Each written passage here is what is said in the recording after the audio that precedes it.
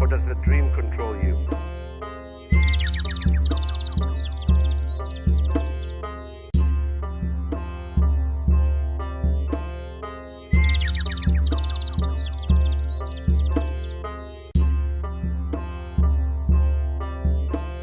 Hey there, and welcome to the Elevate Podcast. I'm your host, Dodee, and in this episode, we're diving deep into the fascinating topic of creating your reality.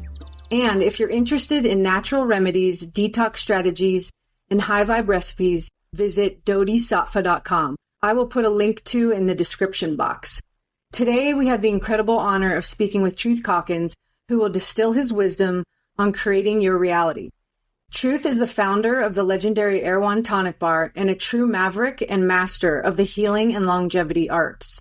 His work at the Tonic Bar has helped make Erewhon a destination for health enthusiasts seeking guidance on natural healing. He now designs custom health programs for his clients that incorporate tonic herbs, medicinal foods, health technologies, detox strategies, and much more. Currently, Truth is working on his new book, set to release early next year. Just a few weeks ago, I visited Truth at his state-of-the-art healing center, also known as the Jing Cave. It's truly a sanctuary equipped with advanced healing tools, offering his clients a place of deep rejuvenation. If you're interested in applying for one of Truth's online or in-house programs, feel free to check the description box for more details on how to get in touch. You've worked with so many different clients, helping them heal and transform. How would you explain the connection between someone's inner thoughts, their intentions, and the reality they create? And what role do beliefs and mindset play in somebody's ability to heal? This is very important, what you're saying. You know, it's the observer effect in quantum mechanics. It says, what you are thinking, what you are vibrating to, what your core beliefs are, is affecting subatomic particles and quantum mass, and it's coalescing everything and it's creating your future. It's the observer effect and quantum mechanics that says what you are thinking is in particle mass is creating your reality, create the nature of your reality. So there's been so much attention in the recent, the last 15 years, the Abraham Hicks teachings, and this woman who went on a cruise with Abraham Hicks. She did a documentary called The Secret in 2006 that came out, which was, trying to introduce the concept to a wide audience, how we do create our reality. But many people don't know that. And by default, the attitudes, the beliefs of what they think is possible that they get from their parents or from their teacher, from their friends, from the social consciousness of our society, we're raised to believe and formulate these belief systems. And we don't believe that you can create your reality. We believe that, maybe you could make some more money if you go to school and get an education and you work really hard and you do a lot of hours. Then you can afford to buy some things that you want and blah, blah, blah. Or if you get a certain health diagnosis that there's no cure for that, or that you have to live with it and you can only take these medications to deal with certain symptoms, and that if your body doesn't feel well or it's aging quickly, that there's nothing you can do about it, blah, blah. There's so many belief systems that we are trained. I kind of liken it, if I use an analogy, to Lord of the Rings. A lot of people know this story. And the common folk, the simple-minded, they're good people. They have good souls. They have good hearts. They're good beings. But the consciousness, the knowledge, the education, the information they're given in their society is somewhat limited. And they're the common folk, the hobbit. And they live in these little villages. And they live in these little homes, these little holes in the ground. And they're very social beings. They have a little communion, a culture. And there's a purpose for people coming together. Of course, we can do more things in a society if we have a group. Because one person can be the builder, build a home. We need shelter. We have to learn how to survive the elements of living in our body on planet Earth on the third dimension first. We need to get food. We need to have shelter. We need to have water. We need to avoid predators, and we need to have clothing to protect us from the elements or whatever. And someone's got to make this stuff. And as we grew over time as human beings, and we, from cavemen all the way up to whatever, more sophisticated societies from the past that were more evolved that have since gone. But we have come together in social situations so that, like the Hobbit, where someone builds the homes and someone else makes clothing and someone else grows food, and they share with each other to help each other coexist, co-create together, and that's called a society. And that's a good thing because we have more helpers, like a family, a group of people that help each other and support each other. But when that society grows to a point that it starts to become like a monster, it starts to need to be fed. There's so many people making commercial products, and the only way you can get the things you want is with this invisible unit of currency of trade called the dollar.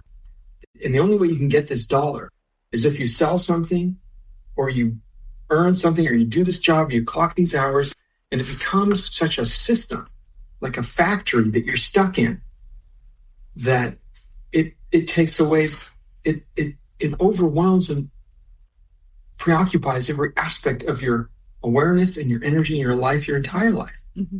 That you end up becoming just, your whole life is like a factory worker, stuck in a factory, and you can only believe what they taught you in school, what other people do around them, and they're all stuck in that kind of box. And there's no time.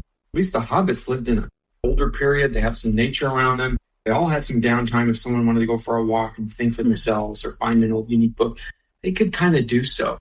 Although the majority of them followed their basic genetic lower chakra urges, which is to smoke their pipes and enjoy their pipes and to drink some mead or ale and laugh with their friends, and then to go find a mate when they get old enough to reproduce and feel the biological urge of their lower chakra hormones telling them, I think I want to reproduce, because they don't have any higher spiritual knowledge or teachers or guidance to say, who am I? What am I here for? What am I supposed to be doing with my life?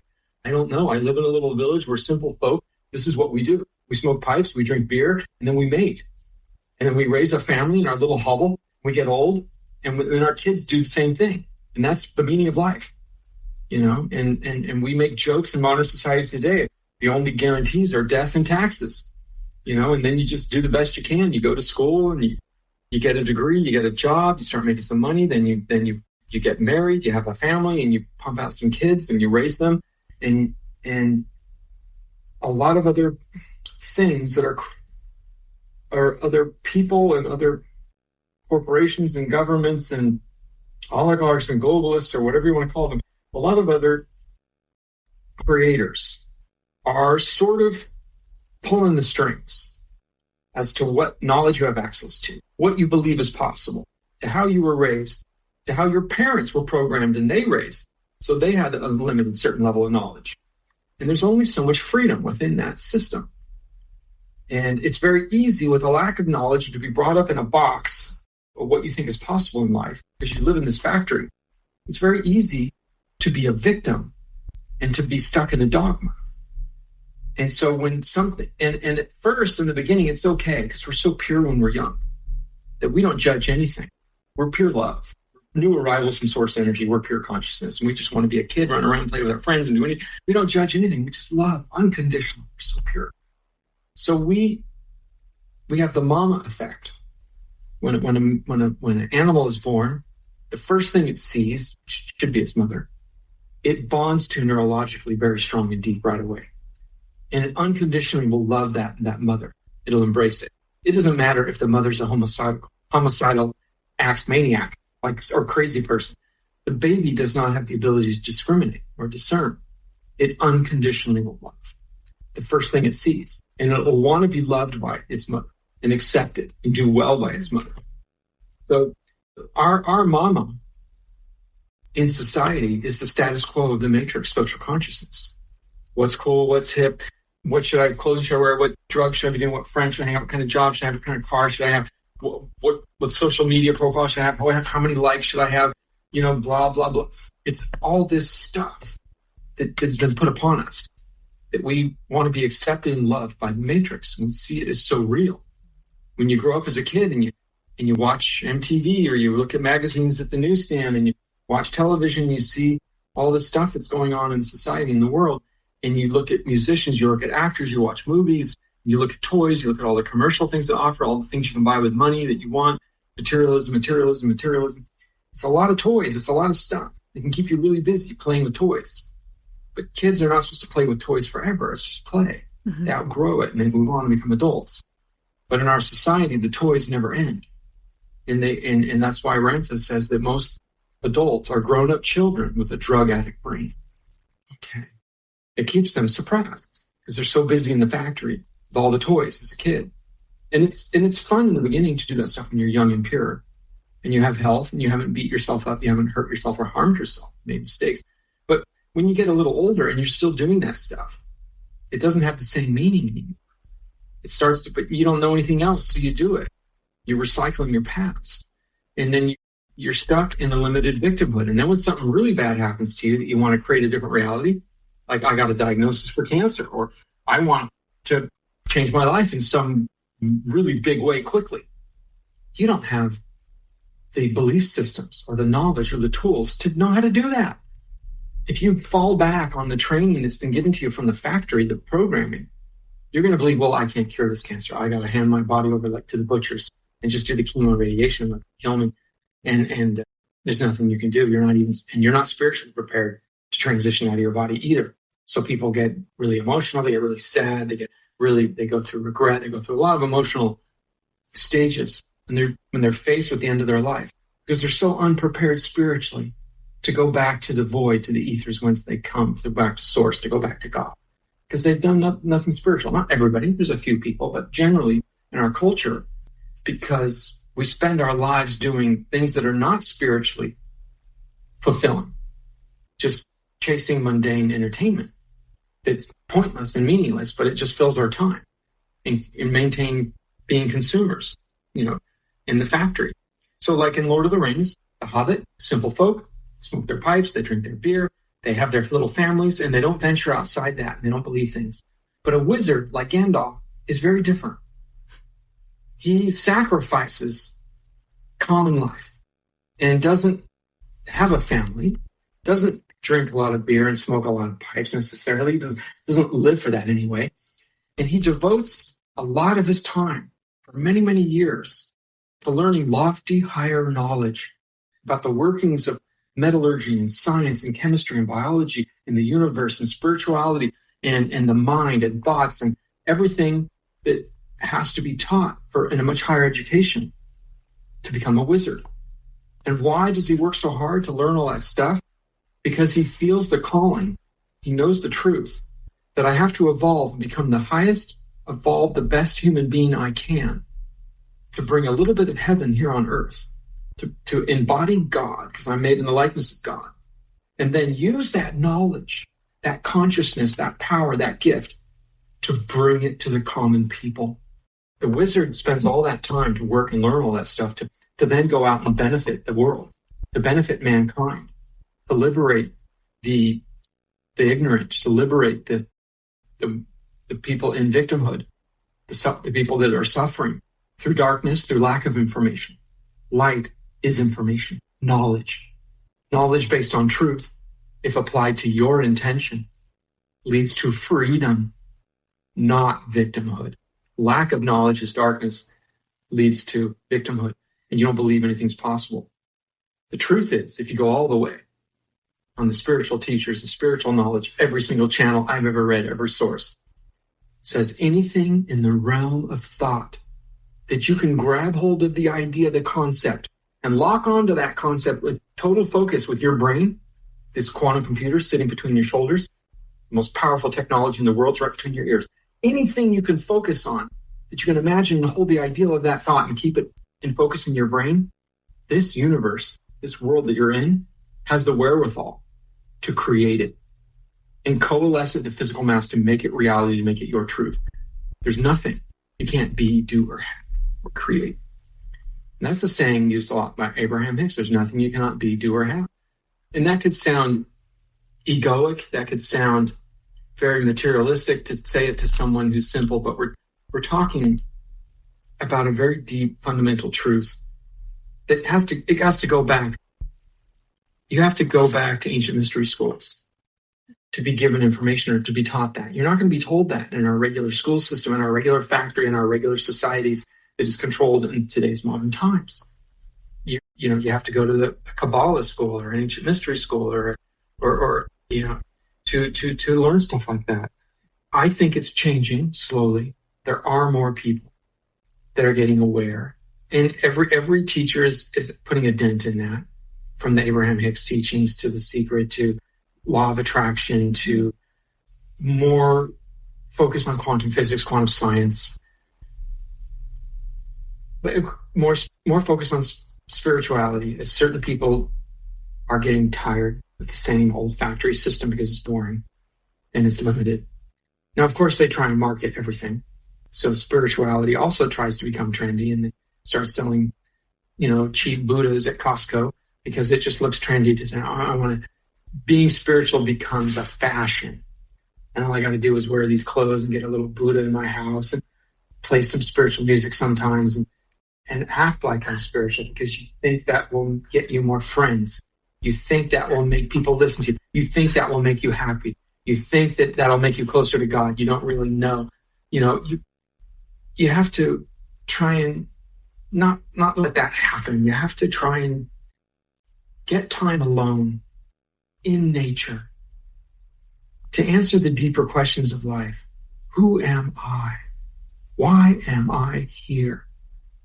And then if you focus on that, you'll be guided to the right teachers or the right books or the right information that then starts to answer these questions on the deeper level if you're genuine.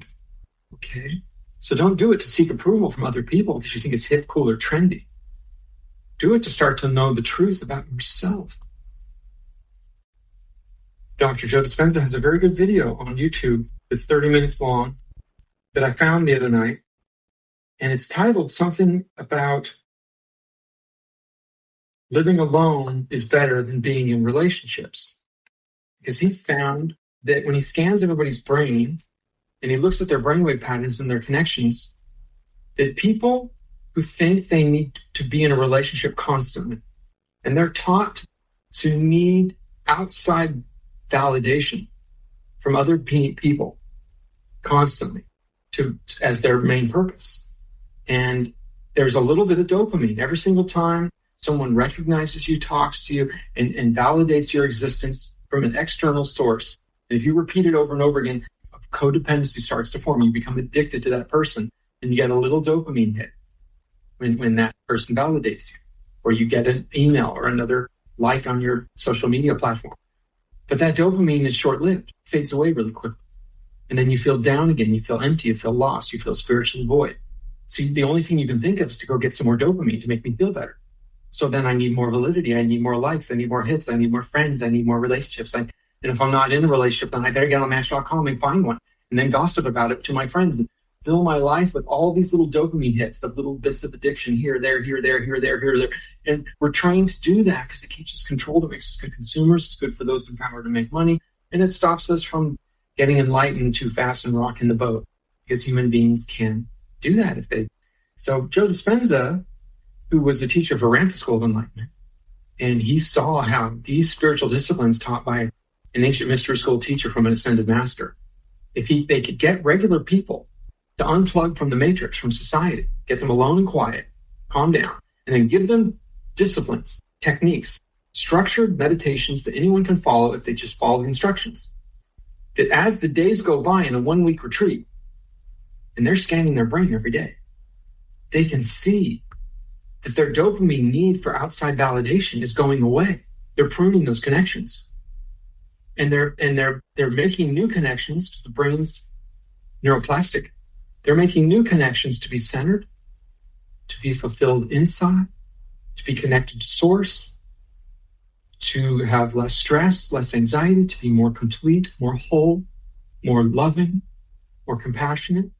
And then the mind gets so clear that they could draw a drawing, a simple line art drawing of one specific thing they want to manifest in their life, okay, that they need.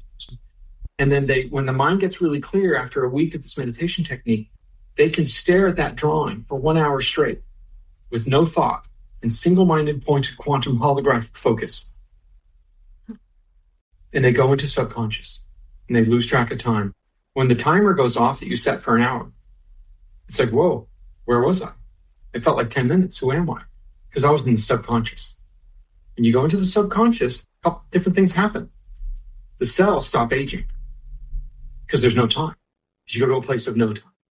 But you're putting all of the source energy that comes from point zero, comes down through your bands, the lower cerebellum, and goes to the frontal lobe. And it looks at what thoughts are held in the frontal lobe. The average person today with a monkey mind, it's so addicted and weak because of so much pointless information packed in your brain constantly every single day all day. The average person changes thought forms 10 to 12 times a minute. They can't hold focus on any one thing. So they don't believe they create their reality because they're sending a mishmash of millions of different crazy random little thoughts to the void every single day. The universe is trying to draw an average on all that stuff to create their future. So they don't change. They don't believe their thoughts create reality. But if you prune your synaptic connections to the dopamine outside validation, stimulation of addiction of other people and relationships and society and all that stuff, and you calm down and get centered, and you learn to be able to go for maybe 1 hour in the morning, 1 hour middle of the day, lunch break, 1 hour at night before bed, of single-minded quantum holographic focus.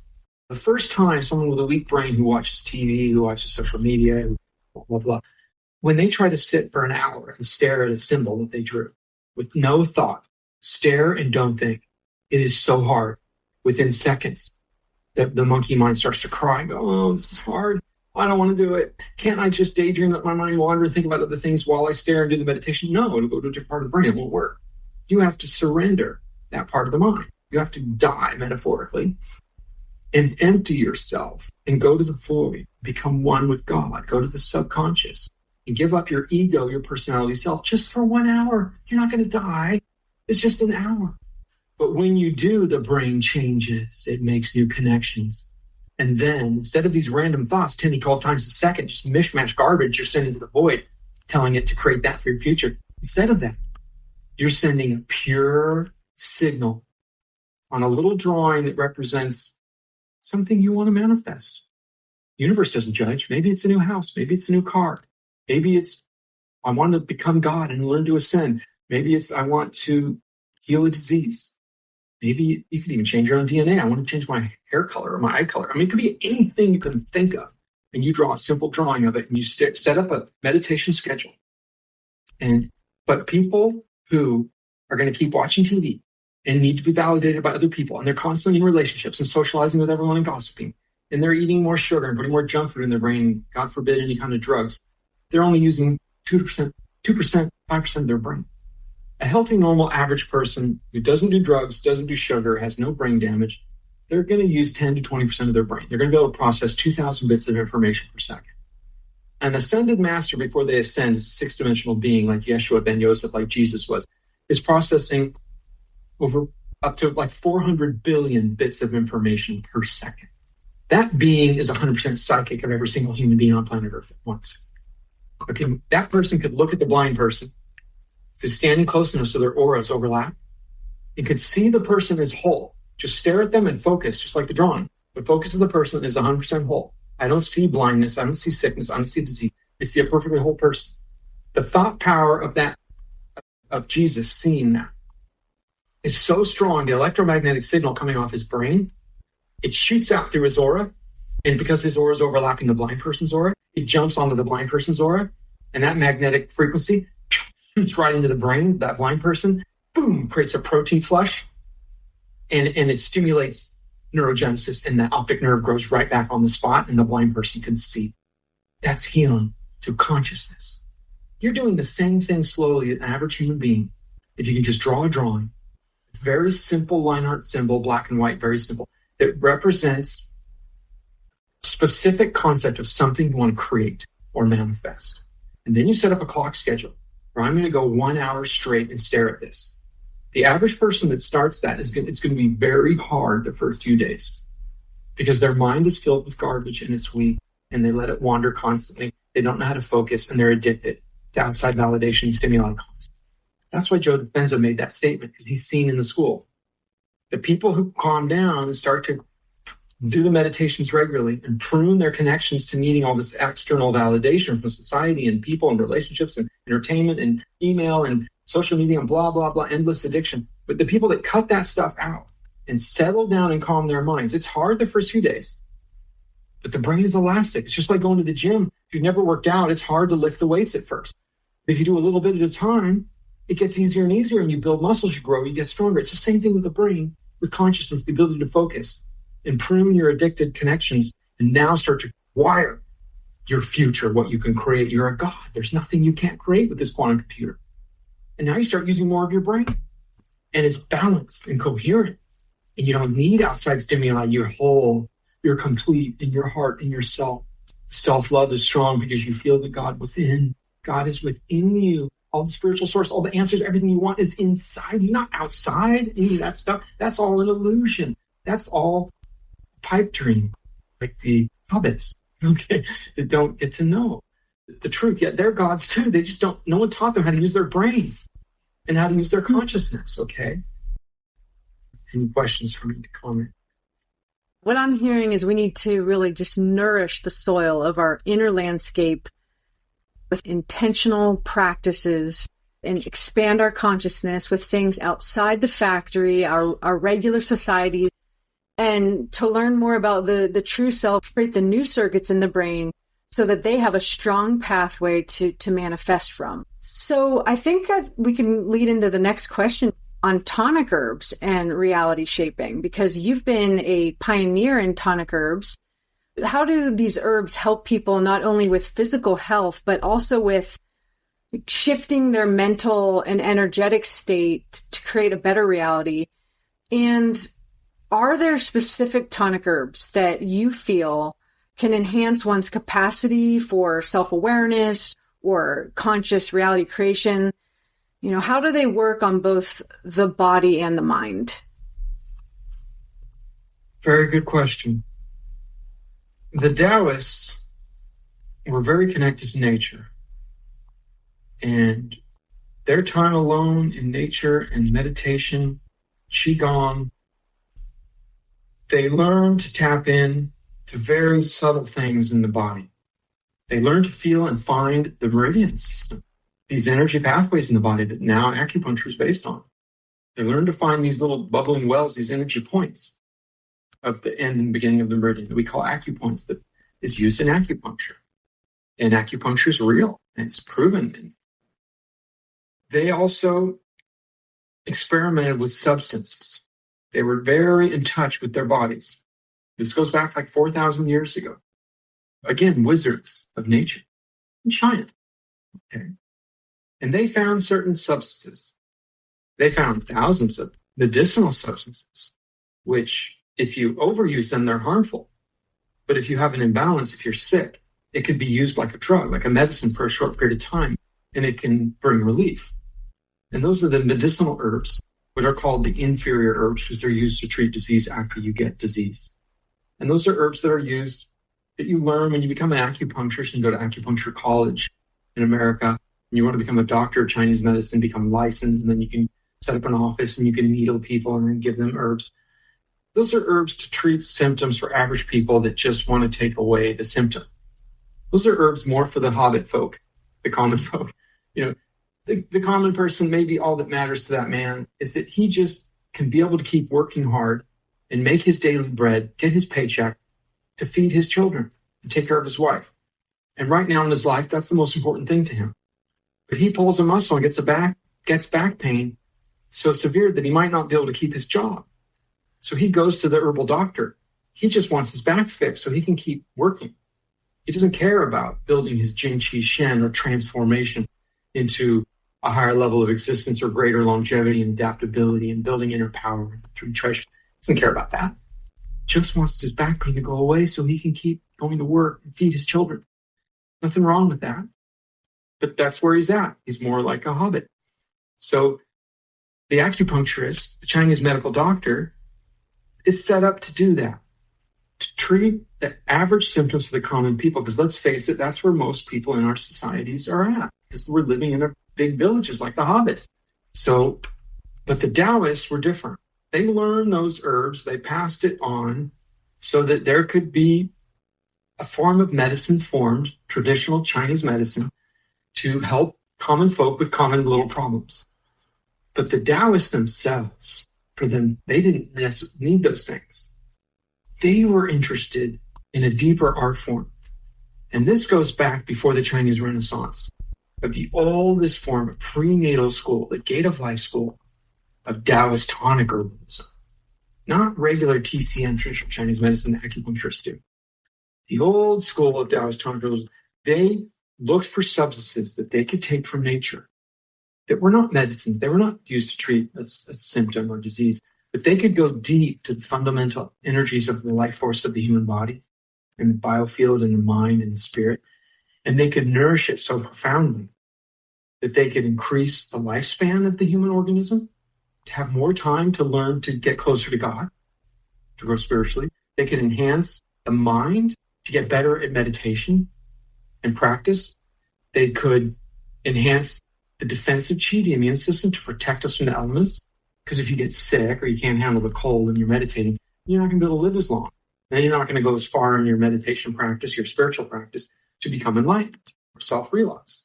So you need these substances. So the Taoists discovered that they formed the three treasure system: Jing, Qi, and Shen. These are the three main energies that they said made up your life. The Jing is the core constitutional vitality, the fundamental strength of the organism, how long it will live. So when you have a litter of puppies, maybe you have a runt in the litter, which is born weak and kind of sick. That dog got less Jing. It's inherited genetically. And maybe you have a really strong couple of dogs. They have high Jing. They're going to live longer, be strong, develop really well, have a lot more confidence, and do more with their life. The Taoists learned certain herbs to build this Jing energy and regenerate it. We now know with modern science, when we look at all the Jing tonics, that the Jing tonics nourish the bone marrow, the endocrine glands, the hormones. They fortify the reproductive faculties of man or woman, to the point even so that people have erectile dysfunction or infertility or lost their cycle from menopause. They can reverse it and become younger inside and virile and fertile again to create new life if they want to. But if that energy is not used for that purpose and it builds up in the lower chakras, it moves up the Kundalini, and it starts to go towards regenerating the organism, and then it starts to go up to the upper chakras, and it goes to increasing spiritual powers and gifts. So they used it for that. And we know the Jing energy is associated with the DNA, everything inside the nucleus of the cell. Okay? And our Jing energy is responsible for how well we recover. Some people are born with strong Jing. They heal fast from injuries. They're very confident in themselves. They can, when they get knocked down from stress, they bounce back real quick and get up and keep going. It's hard for them to hit burnout or total exhaustion, okay, because they have strong Jing. They're lucky. We get it from our parents. We get it from our development, from our upbringing. Normally, you can't enhance it. You kind of get what you get. Either a runt or you're strong or somewhere in between. That's the physical strength of the body. That's Jing, okay, your mojo, your core constitutional vitality. Second treasure is Qi. That's the energy circulating through those meridian pathways that give you day-to-day vitality. We generate Qi from the food we eat, gives us energy if we digest it well. And from the air we breathe through the lungs. The lung Qi meets the grain Qi, merges together, makes the wheat Qi and the essential Qi. That is what we go through the meridians. So when we wake up in the morning and we have activity, we can jump out of bed and we have energy all day long. It's because we have good Qi. Qi is not as deep as Jing. If you live a Qi deficient lifestyle, you don't manufacture good Qi, but you need energy to work and function, you're going to have to pull it from your battery, your reserves, your storehouse of life force. That's your Jing. You don't want to do that normally. You want to build up your Jing like a savings account and keep it there for your life to as your backup and to help you live long and stay strong. So you can think of your checking account in your bank like your Qi, and your savings account like your Jing, your reserves. Money comes in and out of your checking account every single day. Energy comes in and out every day. So you want good Qi. There's the yin side of Qi is building blood. In Chinese medicine, they say men are ruled by Qi tonics like ginseng, astragalus. Women are ruled by blood, blood tonics don't why, woo, because they menstruate. And if they become anemic, they're losing too much blood and not rebuilding it, then the female gets low energy. She gets chi deficient. She's tired. She's got to build her blood. And men need blood tonics too. But the chi is our day-to-day surface energy, our immediate short-term energy. It's not as deep as the jing. And our defensive chi is our immune system, really how much we can protect ourselves from the elements. And then the third treasure is the shen, the spirit, the heart. How compassionate are you as a human being? How patient are you? How much in the moment are you? How much appreciation and love do you have for just being alive? For everyone around you, for the world, for people, for animals, for plants, for this living library called planet Earth that we're on. How much love do you have for that in the presence? Your ability to see how beautiful it all is. That's good shen. Bad shen is like when you have so much anger, frustration, anxiety, stress, that it's blocking your ability to have appreciation, to be in, to love everyone and everything, love yourself. Okay? That's your shen, the spirit.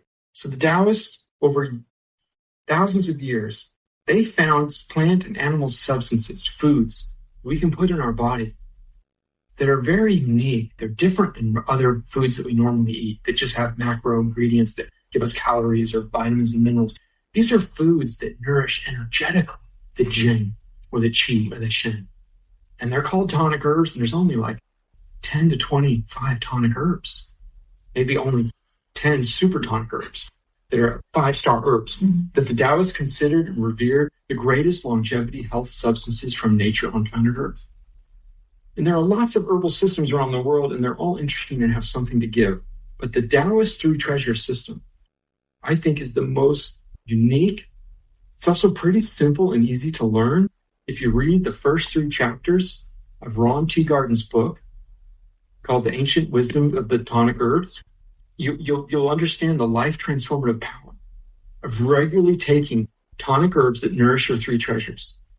And the Taoists knew that these herbs could fortify our life force and help us transform the challenges and the difficulties of life that come and fortify us in such a way that we can go further than we ever could before. Because let's admit, every great person, every great discovery, every great scientist, every genius had a plethora of failures before they reached success. And oftentimes we don't see that because we just, we just focus on the success. Oh, Edison made the light bulb. Yeah, great. Now we all have lights. But do you know what he went through in his life to do that? He didn't just wake up one day and do it. It's that easy. No. Everyone has a journey. And that journey is not always easy. So that's why you have to be strong in your mind, focus and believe in your goal, and ignore the naysayers, ignore times when your body's tired, and program your body to not be tired. Say an affirmation to yourself over and over again. I am a willful and vivacious being. Say it over and over and over on a bad day when you're feeling tired. And guess what happens? Several hours later, you suddenly are not tired anymore. Okay, you programmed yourself. But if you don't believe that you can change your body with your thoughts, your words, your mind, you're not going to do it. You need the knowledge. That's why you need to be a little bit of a wizard. Okay. So the Taoists use these tonic herbs to fortify people, to make them stronger, to get through their difficulties, to manifest a greater life and go further.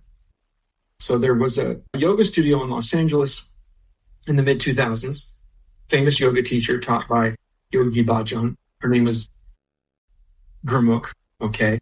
And she put a dragon herb store inside of the Golden Bridge Yoga Studio in Hollywood in the mid-2000s. Why did she do that? She said because the tonic herbs, especially the Jing tonic herbs, they strengthen and fortify and nourish the core, the lower chakras. And then as that energy builds, that energy has nowhere to go but up. It goes up the spine. She said the Jing tonic herbs have the same energy as the Kundalini. And she is the famous Kundalini yoga teacher. Okay. I thought that's pretty cool. Because there's 2 different systems, Ayurveda or yoga, and in Taoism, India and China, Ayurveda goes back 7,000 to 12,000 years. It's older even than Taoism. And they have different systems. But we in modern times can take both and overlap them because they have things that are congruent. And that's us as alchemists being wizards, taking higher knowledge from our ancestors that have been passed on.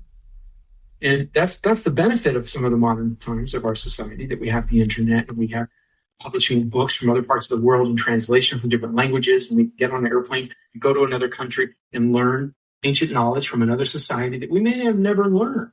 If we go back to the 1800s and we didn't have all those things, it would be much harder for a Caucasian growing up in America to learn about the three treasures and find these tonic herbs.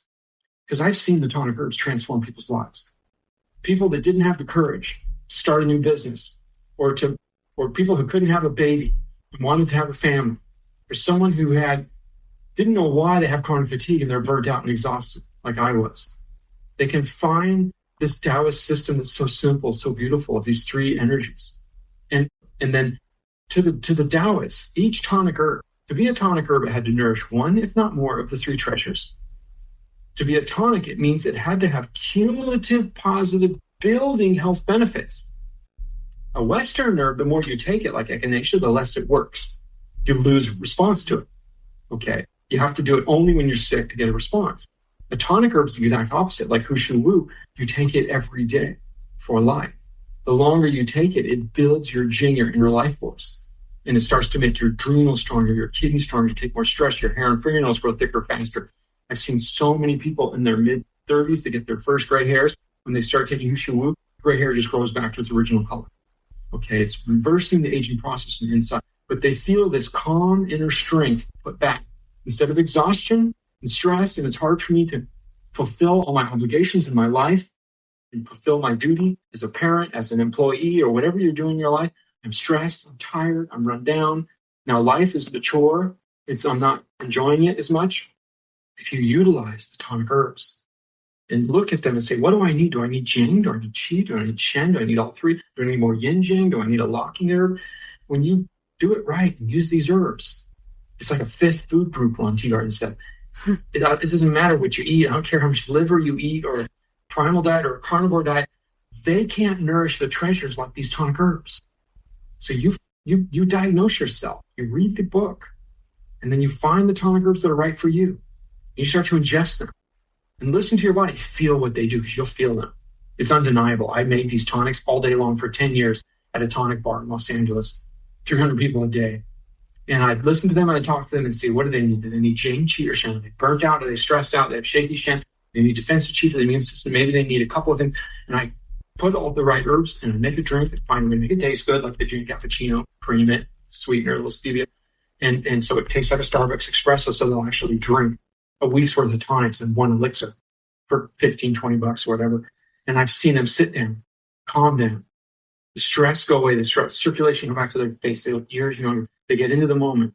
They're having a spiritual experience because these herbs are going in and through the meridians and nourishing the kidney jing and building up their life force.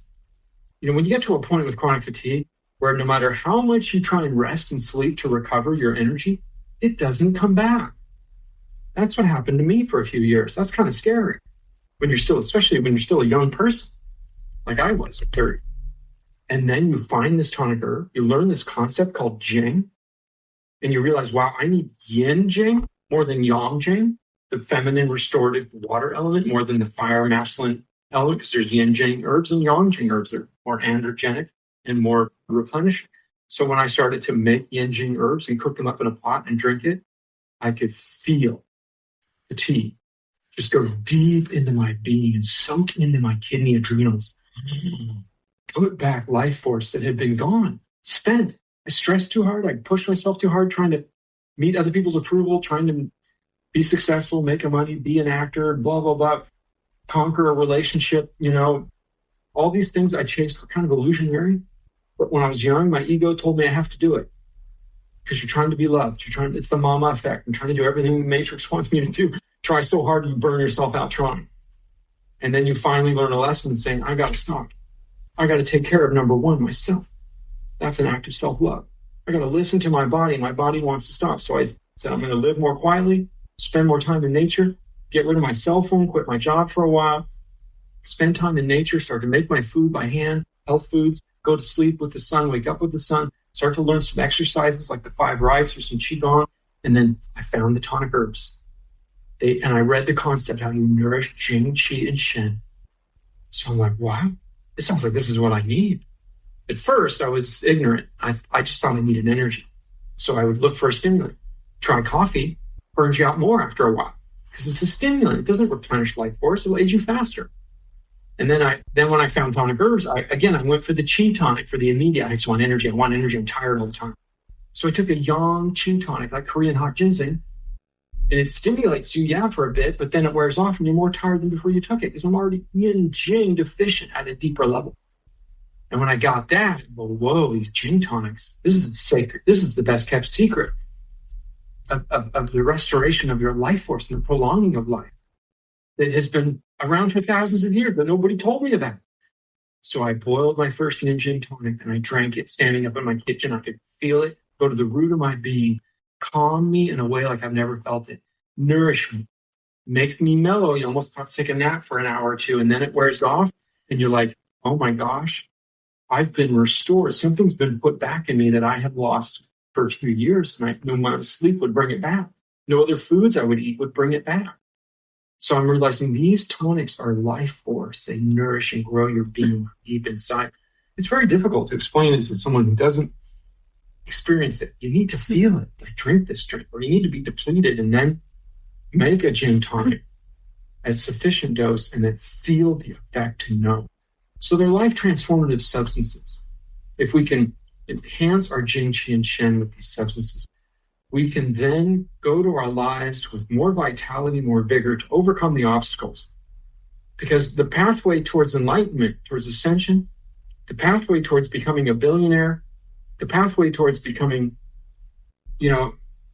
multi-million likes or hits on a huge YouTube channel that you start and want to run, whatever your goal is, the path to get there is arduous. It takes time. It's work. It's not as easy as they make it look, the way they sell it in the Matrix. Everyone that has been successful, anything they do, has a story they'll tell you of the difficulty, the hard work they went through. If you can utilize these 3 treasure tonics to nourish yourself and make yourself stronger, it'll help you overcome the difficulties. And as you overcome all the difficulties of the lower chakra consciousness, a family, a job, making money, survival, overcoming a disease, conquering your ego dreams, whether you want to be an athlete, a musician, an actor, or just fall in love with a lot, have a lot of relationships and a lot of sex, whatever it is, all those things require energy. And if you overdo all those things, they'll burn you out and age you faster, and then you'll die and you'll not learn the truth of who you are and why you're here, because you're too preoccupied chasing things of the lower chakras. But what if you can do all those things in your youth and not age and burn out from them because you utilize the tonics to fuel you? And then when your soul's complete and you're like, I've had enough sex, I've had enough materialism, I've made $1 million, I've had a famous YouTube channel, I've been a celebrity actor or musician or athlete, and that was fun for a little while at that stage of my life, but now I'm bored of it. What next? What next is to go inside, find the God within, to get on the spiritual path, to learn the truth of unconditional love received, the real reason I'm here. And now you're still alive and healthy, and you've got all that wisdom from conquering all those other dreams, and you have all that humility and knowledge. You're still alive and healthy because you have the tonic herbs. Now you can keep going to the next chapter of your life, the self-realization, the spiritual growth and evolvement, the path of truth. And the tonic herbs are the fuel to get you through all these stages of your life with the least damage inflicted, the least aging, so you can survive. That's the only way you can learn, is to learn it the hard way, is to make mistakes and to screw up over and over and over again and then learn the lesson. It's the same with an addict. The only way to heal an addict is you give them more of what they want. More and more and more heroin or cocaine or dopamine or sex or TV, whatever it is they're addicted to, or food, until one day they put their hand out and say, no more. I've had enough. They've learned their lesson. They're destroying themselves and they feel the damage of their soul and the toxicity of their body from their addiction. And they're saying, this is no longer pleasurable. I don't want this addiction. And they'll stop on their own. But sometimes they can destroy themselves and die in the process. But if you have the tonic herbs, you won't. So I think that's a good point to conclude on that. By the way, everyone listening, Truth's latest Jing cappuccino recipe is off the charts amazing. You just feel it nourish you on such a deep level. I got to have one the last time I was up at the Gin Cave, and I think he'll actually be offering it in the new year. Also, Truth, when you shared about Gurmukh, that just warmed my heart. She is such a special soul here, living on purpose with intention.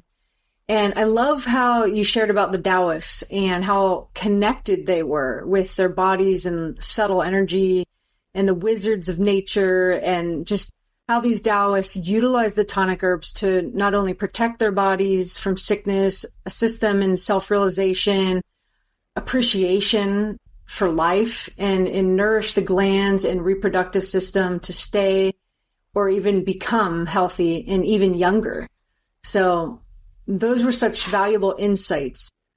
I think where I want to go next is healing in environmental influence. So your place, the Gin Cave, you've created this healing sanctuary that's free from dirty electricity, and it's filled with all these high vibrational tools. I was just amazed when I was there. I guess I want to know, how important is one's environment in shaping or influencing the reality they create?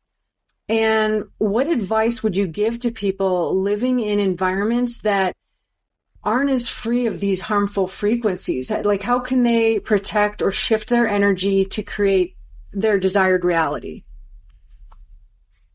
Yeah, that is a great one, Dodee. That is so important. Environment is everything. We could go to a quote, 1900, turn of the century. Okay. Two schools of thought in argument with each other. There's Louis Pasteur that says the cause of disease and aging and everything is the germ theory. We have to kill the germ. We have to pasteurize everything, sterilize everything, and use antibiotics. But his contemporary, or his rival, Antoine Béchamp, said, no, it's not the germ. It's the environment. Okay? And on his deathbed, Louis Pasteur admitted that Béchamp was right. Béchamp was a genius. There are books about this subject of these two people. But in the medical system of the masses, Louis Pasteur was able to win out and get everyone to believe in pasteurization and antibiotics and kill the germ. That's what it's all about. And that has not ended so well, because now we're at a time where there are people dying in hospitals of common bacterial infections because they've been given every single antibiotic, dozens of antibiotics, and none of them are working. Because the germ is natural. It evolves, it adapts, it mutates. Now we have multi-drug antibiotic-resistant infections, whether it's staph or MRSA or strep or salmonella or typhoid fever or Pseudomonas A or C. diff, Clostridium difficile or H. pylori. Okay, these are superbugs. They're killing 10 million people a year. In 20, 30 years, they're going to be killing 50 million people a year because we relied on that theory. Antoine Béchamp goes back, says, no, there is a frequency field made with healthy blood, and you do all the right things for the environment of the body. And that frequency field makes the germ pleomorph and grow backwards on its growth cycle. You could have cancer, but if you change the environment, the frequency field enough, with things like ketone, logic clarity minerals, and everything we do with alternative health medicine, we can go on and on there, but you change the environment enough, that cancer cell will pleomorph back into a fungus. If you keep the environment positive, the fungus will pleomorph back into a virus in its growth cycle. And the virus will pleomorph back into a bacteria, and the bacteria will eventually pleomorph back into a somatite, beneficial microscopic good bacteria, the life force of the blood, the little pinprick dots you see with live blood cell analysis. That's just an analogy, how important the environment is. But what you asked, to answer your question, it's everything. When I hit my limit with pursuing my egoic lower chakra goals that I thought I needed to validate and get love from society, meaning my acting career, my sports career, chasing women around the world that I fell in love with, because I had lack of love issues from my mother as a child. She was very young, I had some abandonment issues. So when I started to pursue romance as a young man and I would fall in love with another person, I would go overboard, and I'd need that love so bad because I felt that person was giving me what my mother did not give me. Okay. And again, seeking love from an outside source, it's not real. That romantic love is really just animal programming to make a strong team of two people to raise offspring, to raise young. It's not the be-all meaning purpose of your life. But I spent a lot of energy pursuing these different things in my life, and then burned out, and then prematurely aged, and realized I wanted to get my life back, my youth, my vitality, and stop all the stress and rebuild myself. And the first thing I knew I had to do was change my environment. Because when I first started to try to heal myself, I had roommates. I was living in a shared house with people who criticized health food and laughed at me, who watched TV, had their cell phones on all the time, ate junk food, ordered out food, smoked cigarettes, partied on the weekends. Nothing wrong with those things, but those things were, when I was a young man, they were very difficult influence to have around me. When I'm trying to change, when my heart and soul is telling me, I got to help myself. I'm really going to continue living, be successful. Anything I do, I have to take care of myself. I have to change. But when I was around the wrong environment, it's very difficult because we have mirror neurons. We pick up the energy from people we're around. No matter how hard you try, especially in the beginning, to change, to give up an addiction, to become a better person, but if you're around negative energy, you're around other people that's contrary to what you are, it's very difficult. Very, very difficult. You have to get at a master's level to the point you can totally ignore that thing and be on a higher vibration and rise above it, so it can't even affect you. And you can hold your own ideal in your inner being and in your aura, and maintain light, hold your frequency, and then go into the darkness or go into the lower vibrations, and it won't affect you. You pick up all those around you. That eventually I learned to do latter years at the Air One, when I became strong enough, energetically, spiritually, with the 5 rights, celibacy for 4, 5 years, 6 years, while doing their 5 rights twice a day and taking gin tonic herbs and living alone, isolated in nature. I built my energy up so strong that I could then go into the marketplace like Air One, where they played pop music and trolleys going all the time and the cash registers going, and basically in the social consciousness. But I created a vortex there as a safer space because of the energy I held. It took a lot of work to get there. So environment is everything, especially in the beginning when you're starting out, you're new to making positive changes in your life. It's going to be harder. Dan Pena, the famous $50 billion man of success coach on YouTube, he says, show me your friends, I'll show you your future. It's a good statement because when we're young, that mama effect is so high. We're tender pups. Friends are really important when you're a kid. Okay. It's really important to be loved and to be validated because you're trying to grow up and learn the social pecking order so that you can leave the nest and go out into the village and find a mate and create offspring so the human species can survive, so new spirits can incarnate in bodies. That's basic animal survival, like a caveman, like an animal, is to follow those genetic urges of wanting to make friends, becoming good at being social, and finding and hunting and making food or making money to survive, and then finding a mate that you're genetically the most attracted to. The reason we're genetically designed to go for more attractive people is it's just our animal-based genetics trying to pick better genes so that we have children that are not sick, that are healthy, that can grow up and continue the human race. It's all it's about. That's it. We'll make sure. Okay. Yet we spend our whole lives pursuing that stuff. It's a lot of time. So I wasted decades and a lot of energy doing that stuff, but I had to go through it a little more than the average person because of my lack of love of my child. That's why you gotta, raise children with love and consciousness, balanced way. 75% of children today are born in lust by accident. 25% are born with love. And the ones born out of lust have the imbalances. They tend to fall off, get into addiction, because they're seeking deep inside how to find that love they never got. They have a hole in them. So the environment is very important. When you want to change, you start learning the old ways I've been living are not serving me. I'm starting to wake up.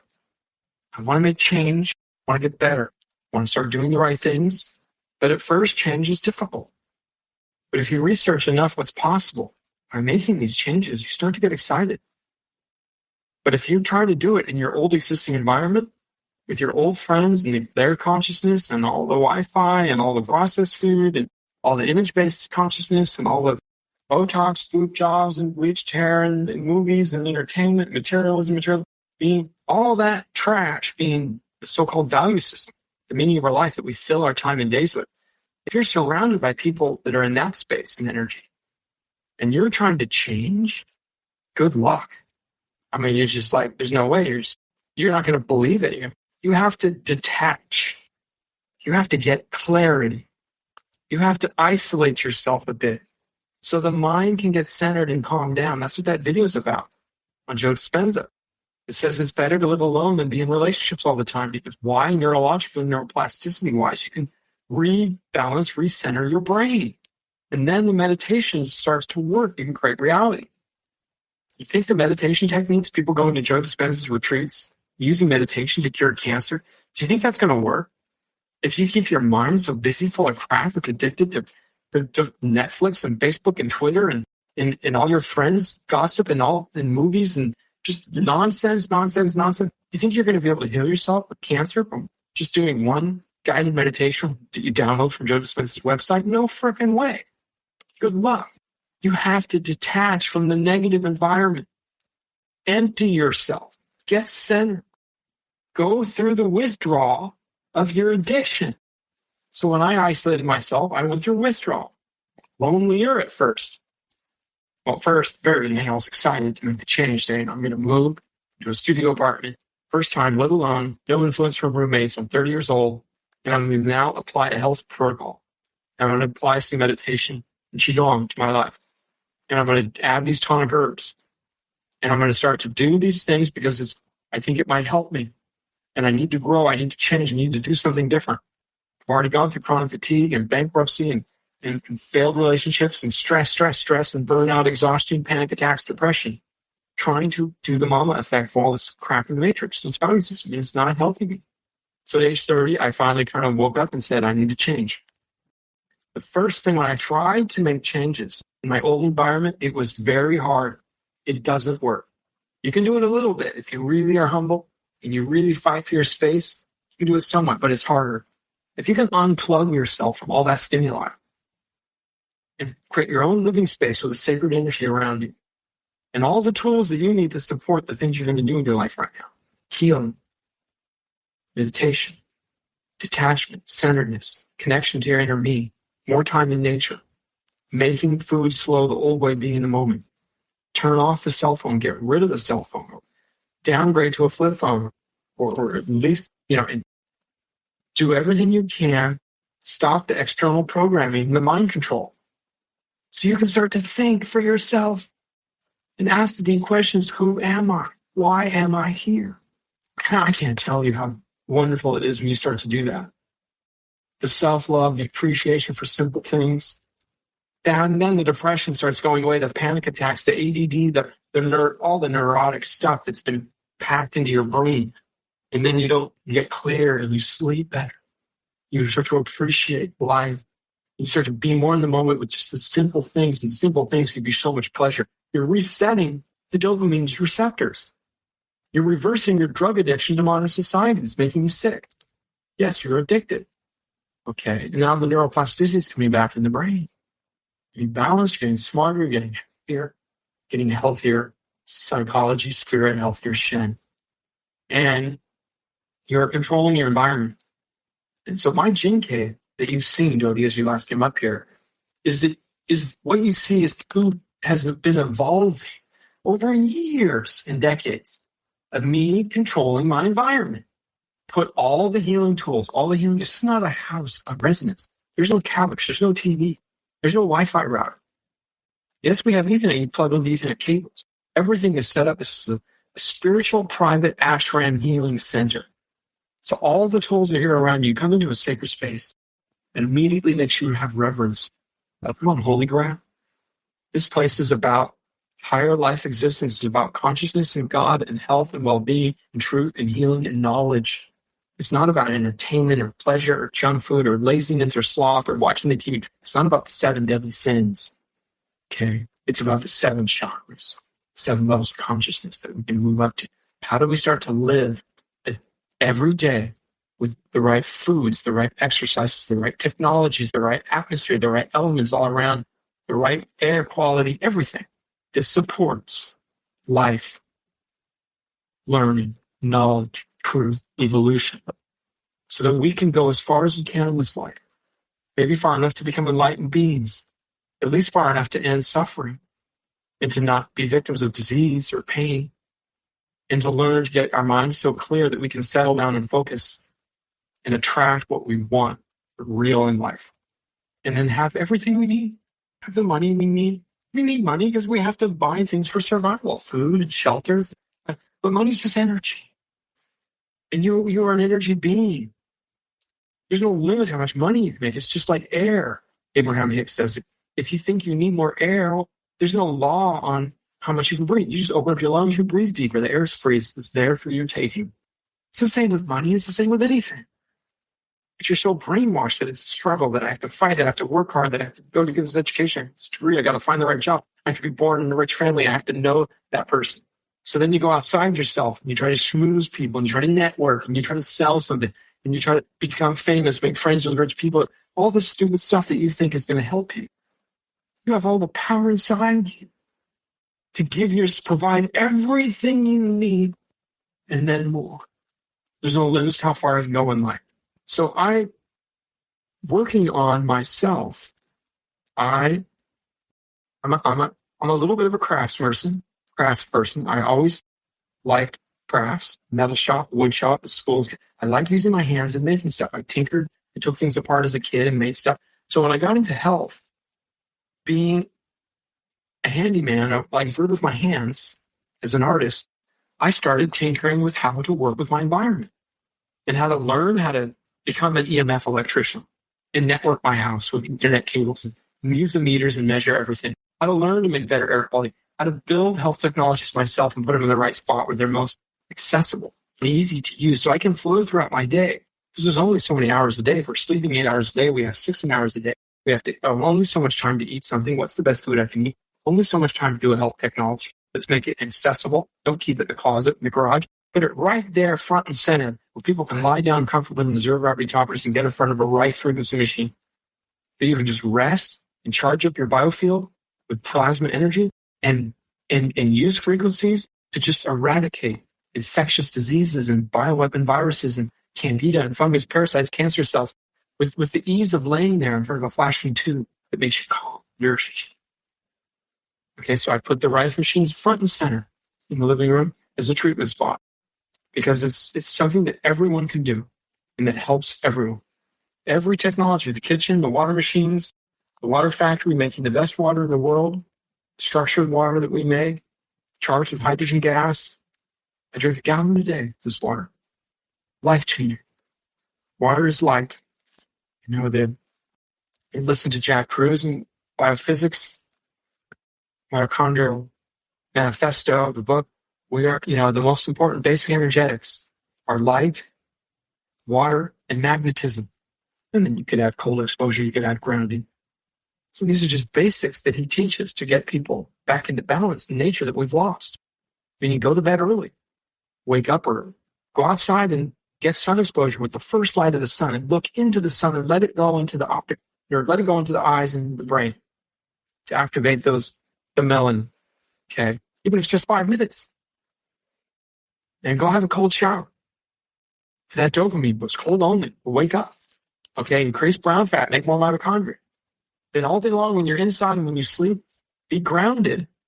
Okay. And I have a copper cable that goes from my office, my work room, my bedroom, out the window, down the side of the house, across the 2-acre yard to the largest pine tree, the oldest, biggest tree on the property.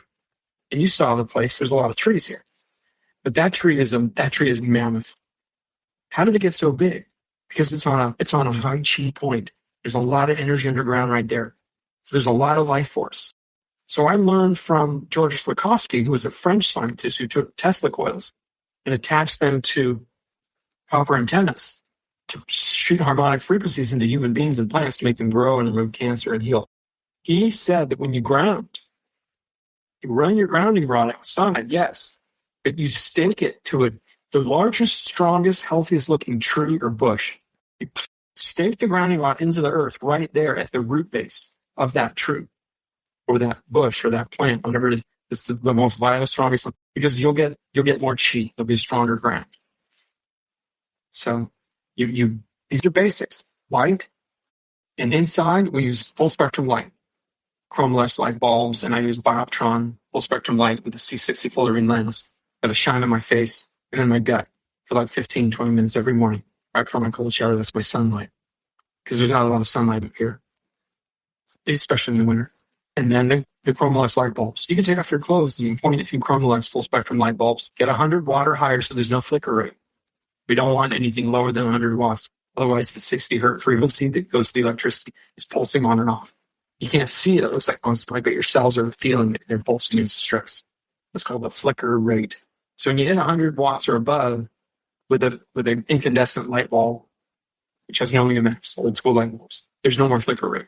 And of course, we don't use any incandescent light bulb. We use a chromolux light bulb made in Finland. It gives off every nanometer from 480 all the way up to 3,400. And every color bandwidth in between that the sun gives. It's healing. And you get all the energy of the sun with no radiation. Just sunbathing underneath chromolux light bulbs. But I have them inside in the gene cave everywhere.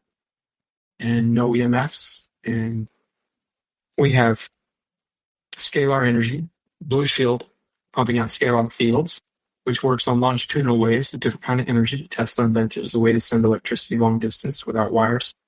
And that has a beneficial effect to the cells, to charge up the cells millivolts and heal faster and have better longevity. And then we have radionics. We have Peter Webb's crystals from docofdetox.com. Dr. Darrell Wolf sells Peter Webb's radionic crystals. And these are beautiful quartz glass crystals that are programmed with frequencies that emit from the crystal, from the mother programming machine that Peter Webb makes. It sends it out to all the other crystals. So there are frequencies for bristlecone pine trees that are 5,000 years old. There are frequencies for different planets and stars. There are frequencies for every vitamin and mineral. There are frequencies for emotional healing. There are frequencies for thousands of frequencies he's been putting into them to these crystals over the years.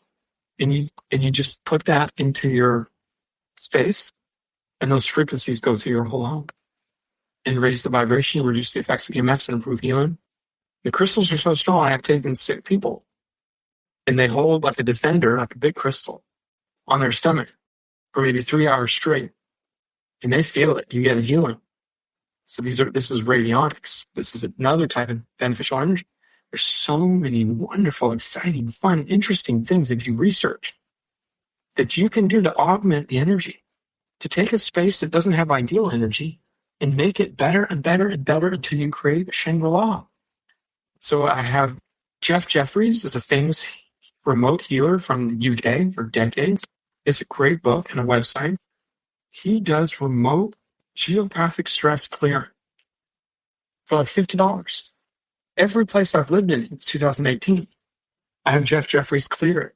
He clears all the natural radiation underground and removes it and brings up positive health earth energy. Tests it afterwards on the scale 1 to 10. It's permanent. He's been invited by the United Nations to do the UN building to clear it of geopathic stress. He's been VIPs all over the world. He's so good. And then I have radon detector in every room. It goes on the wall. Okay, let's look at this. Radon is an organic form of radiation. It can come from the earth, from the rocks.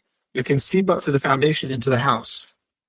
Radon is the number one cause of lung cancer for non-smokers in the modern world. Okay, because they don't buy a detector and they don't measure their environment. Because if it's high, if it's over 2, you have to call a contractor, and they have to put vents in and a fan up above the roof. They have to suck this radiation coming from the ground out so it doesn't build up in your home and make you sick. You're never going to know if this is another thing that affects your environment. In building biology in Germany is everything that affects the biology of every organism living inside the home, every plant, animal, and human. And there's lots of things that can affect the biology, from formaldehyde from paint, from EMS from Wi-Fi routers, from mold forming in leaks in the house, where rotten tissue material, black mold getting your lungs toxic. Okay, to the synthetic carpets, to mites, to radon, you name it. Sick building syndrome. Okay, and not being grounded, not having full spectrum light bulbs. Okay, so we do all that in the Gene Cave, and when I do consults with clients, I teach them how. But the Gene Cave is a place where anyone can come here that I do a consult with, that I invite, that I work with, and they can experience what it feels like to live in this environment, feel the good energy. Come out of their environment, which has some stress and chaos compared to what we have set up here. Everyone's, they come here, feel the change. And you're very astute, spiritually and sensitively and physically, Dodee, because you've been learning and working on yourself for a long time. So when you came into my space, of course, you could appreciate it right away. The work that I've done to create the energy here that we have. We get to live in constantly. And we are gods. There's no limit to how far we can go. We're not victims. We don't have to suffer. We can control our environment. We can make it beautiful. We can make it healed. We can make it healthy. We can manifest everything. We can do it without taking from anything. We can do it and only give and support by our demonstration to others. And we do it, we all ascend together. We all bring heaven on earth together. And that's what it's about. Many nuggets that you shared, Truth, like grounding tech and radon meters, Chroma-Lux light bulbs, healing crystals, cold showers to charge our cells and strengthen the nervous system and raise our vibrations. And one thing you mentioned that I really loved was going back to slow living as much as you can to create the most magical environment you can. I'd love to hear your thoughts on how does eating a more high vibrational diet, how does that influence our frequency, our highest potential, and how can we incorporate some of these health technologies, or do you have any suggestions with the listeners that they could use to create more consciousness expansion? Yeah. Well, this is huge subject we work a lot with, and it's absolutely necessary. Our lack of knowledge, because we don't grow up with fully enlightened parents. We're not born into all this knowledge. We're born into living a toxic life, really. And we don't know it. We live on a time on planet Earth. It's more toxic than it's ever been. The average person is consuming like 15 grams of microplastics per day, the weight of a credit card. Not per day, per week. Okay. And they don't break down. They're hormone disruptors. People are not being able to get pregnant. Their hormones are all messed up. The heavy metals, the hexavalent chromium, the phthalates, the PCBs, the asbestos, the mercury, and then the biologics. Germ-warfare viruses, the Epstein-Barr, the Candida, the herpes, the bacteria, they're all antibiotic resistant now. I mean, it's a lot. And then the overeating of the processed junk food, the lack of good bacteria in the gut, the rotten fecal plaque that fills up in people's systems, the colon completely clogged and they never cleanse, they don't know how. This toxicity builds up and it dulls our entire experience of our life. You don't feel like a god, that's for sure.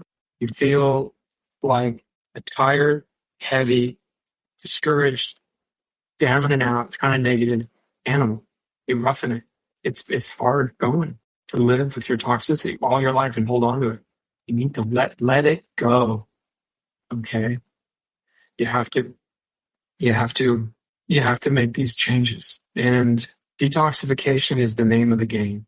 And it can start just by drinking more water. And then a better kind of water. And then it could maybe go to drinking celery juice. Getting on Anthony Williams' medical medium celery juice, the sodium crystal salts. Celery juice is an extract of a medicinal herb. It's not a vegetable juice. And it can cleanse the body. And then it can go towards eating more raw plant food and less dense, heavier clogging foods, less flour products, less bread, less beans, less rice, less pasta, less cooked meat. Okay. And try intermittent fasting. Or fasting 1 day a week, fasting 3 days a month on just liquids like celery juice and water. And then learn internal purification tools like enemas, colonics, There are 5 elimination channels, according to Dr. Bernard Jensen. The colon is number 1, the biggest one. Everyone's constipated. The average transit time is 72 to 96 hours between eating food and forming waste stool in the toilet. It should be 18 to 24 hours. With a soft, fluffy stool with no constipation, no hemorrhoids, the gut is a huge part of our consciousness. The lower brain affects the upper brain. And the modern lifestyle damages the gut, impacts the gut with toxins. It becomes a foul sewage system. It fosters the growth of parasites and viruses and fungus. And now we have all these bugs in us, all these unevolved critters with a low consciousness. They're all designed to take hold, overthrow, and gain power of the host, your body. Okay, they're opportunistic organisms. They only grow and they have the opportunity to do so when you're toxic and you eat the wrong foods. But when you have too many of them living in you, their consciousness affects you. It affects your brain. And you have low self-esteem, and you have sugar cravings, and you get overweight, and you become depressed. And you have no good bacteria in your gut. And you don't know what it feels like to be alive, to feel like a kid again, to be pure, to be innocent, to be the light, to be the love, to play, and have endless energy, and beautiful skin, and poop like a child, like a baby, and sleep so good, and clear white eyes, and a clear brain, and clear thoughts. Then you can start to get clarity. Then you can answer deep questions. Then you understand. And you're toxic. There's so much resistance. You're cut off from source. You're carrying around a burden. It's so great. You're handicapped by these toxins that you don't know who you are. You're not truly alive. It's like wrapping someone up in a bandage and just having a tiny crack of a hole they can barely see through. They have to live their whole life walking around like a mummy. They don't know any different. You're used to it. But your senses are thwarted. You can't feel as well. You can't smell as well. You can't see as well. You can't hear as well. So your experience of life is arduous. It's difficult. It's numb. It's dulled down. Okay, you're half alive. Well, common sense would say, let's take the bandage off this person. Let them really feel and see and touch and have full access to their senses and their nervous system to experience the beautiful thing called life. Being alive in your body on this plan, this beautiful plan. You can't truly experience who you are and how beautiful life can be if you're toxic. This is why we love children. And our memories of our childhood is so beautiful. Because we weren't toxic, most of us, when we were children. We were pure, clean vessels. We were spiritually clean and pure. We were physically clean and pure. Our blood was clean. We had good chi. Our chakras were open. Okay, we had good bacteria in our gut. We didn't have fecal plaque and parasites and candida and viruses overthrowing our body with all their consciousness. We didn't have all our addictions. We were in the moment. Our brain was growing. We had neuroplasticity, making new connections. We were in love with life. It's beautiful. But after age 21, 22, the average adult in our culture stops growing. They don't learn anything new. They're getting toxic. They're getting addicted. They're still young enough. There's purity there. But every year, every decade, they keep getting beat up and more toxic from living in the factory of modern society. Their experience of life is becoming thwarted. It's being dulled, numbed, cut off. No wonder there's so much suicide, depression, obesity, disease, sadness, loneliness. Okay. It's all so unnecessary. That's not what it's supposed to be. There's supposed to be purity, innocence, love, light. It starts with your vehicle is your body. It's your vessel that your spirit lives in. It's a temple. It's a vehicle that houses a God. It needs to be clean. It needs to be open, tuned up, alive. At a cellular level, at a chakra level, at an organ system level, especially the 5 elimination channels. As per Dr. Bernard Jensen, colon being number 1, urinary bladder being number 2, lymph system being number 3, skin being number 4, lungs, exhale with carbon dioxide and toxins being number 5.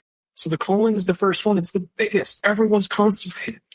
Lack of good bacteria, lack of prebiotics, lack of fiber, lack of cultured foods because of Louis Pasteur, we pasteurize everything, addiction to overeating, because they don't drink enough fluids, and we're malnourished. There's not enough nutrients in the food, so our brain tells us to eat more carbs, and our leptin pathways all messed up because of the drugs and the food and the hormones. So it throws our system off, and there's so much high fructose in corn syrup that it just tells your brain stops the satiety centers, and it makes you want to eat more and more and more. We get into a vicious cycle where we're addicted to drugs, not food. Our food is riddled with superficial hormones and drugs, the processed food industry. And that food, we've lost all our good bacteria because antibiotics is in all the food. Even if you don't take doctor-prescribed antibiotics, you've killed off all the good bugs. The probiotics are the opposite. The parasites are the unevolved species. They have a low consciousness. They're the recyclers.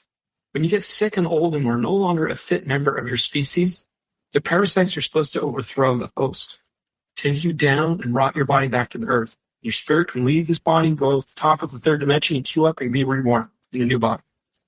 It's just like the buffalo. A weaker, older, sicker buffalo. It's no longer helping his species because that buffalo is can't keep up with the rest of the herd. It's slowing them down. Okay, he trails the herd. Because he's sick or he's got an injury that's making him unfit. Well, the ecosystem of nature will take care of that. The wolf, it needs to get a kill once in a while, once every 3 months to eat a big animal to have food to survive. It works for weeks and months trying to get it killed because it's not easy to kill a buffalo when you're a wolf.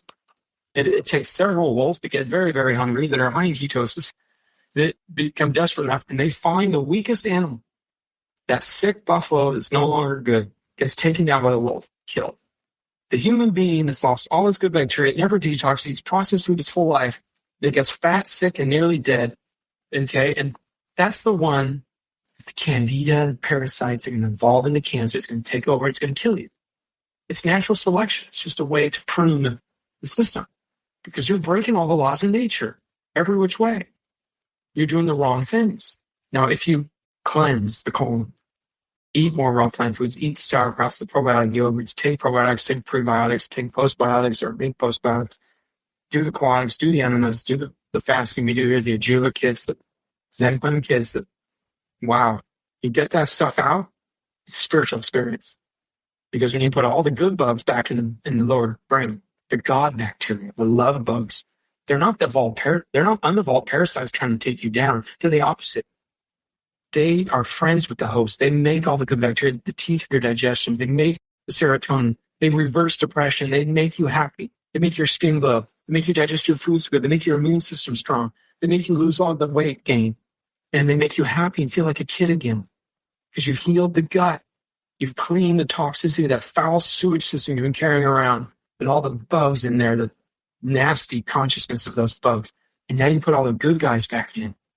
It's a life change night or day. I had no idea until I did the bodyology diet, which it changed my life. Then you drink more fluids for the urinary bladder. Hydrate the cells. Structured waters get inside the cell, or mostly water. When you get the right water in the cell, you drink enough of it. It hydrates the brain and boom, you're a genius. It turns you on.